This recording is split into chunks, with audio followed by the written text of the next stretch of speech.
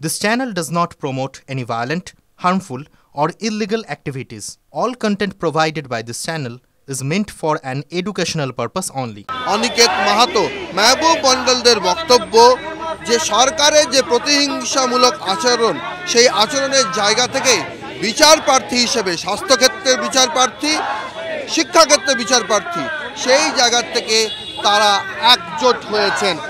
শ্যামবাজার পর্যন্ত এই মিছিল চলছে। তোমরা একজোট হয়েছো, মেহবুব আজকে এসেছিল, কিভাবে দেখছো পুরো বিষয়টা?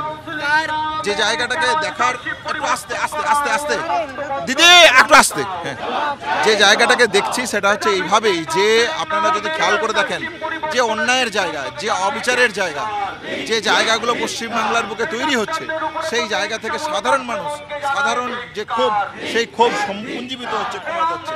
শাসকের বোঝা উচিত এই ঔদ্ধত্য থেকে দেখিয়ে তাদের সেই সরকার বা তাদের এই প্রশাসন যে সমশ্রীনভাবে চালিয়ে যাওয়ার যে পরিকল্পনা, সেই পরিকল্পনা কিন্তু ব্যর্থ হবে। তাহলে একটা জায়গায় অবিচারের জায়গা থেকে, অন্যায়ের জায়গা থেকে, অনৈতিকতার জায়গা থেকে, অস্বচ্ছতার জায়গা থেকে সাধারণ মানুষরা একজোট হচ্ছে, ঐক্যবদ্ধ হচ্ছে। শিক্ষকরা কি এবার একজোটে আন্দোলন করবে? না, অবশ্যই। যদি আপনি দেখেন আজকের ঘটনা, যে অবিচারের ঘটনা বা অস্বচ্ছতার ঘটনা, তাহলে তো স্বাভাবিকভাবে এই কথা বলা যায় যে এক জায়গা থেকে ঐক্যবদ্ধ সামগ্রিক নাগরিক সমাজ যদি ঐক্যবদ্ধ লড়াই শুরু হয়, তাহলে তো সেই লড়াই এই সময়ের দাবি। ফলে এই জায়গা ছাড়া তো অন্য আর কোনো প্রশ্ন নেই। আরজিকর আন্দোলনে তিলোত্তমার ন্যায় বিচারের দাবিতে পথে রয়েছেন চিকিৎসকেরা, আন্দোলনে রয়েছেন, হাইকোর্টে রয়েছেন।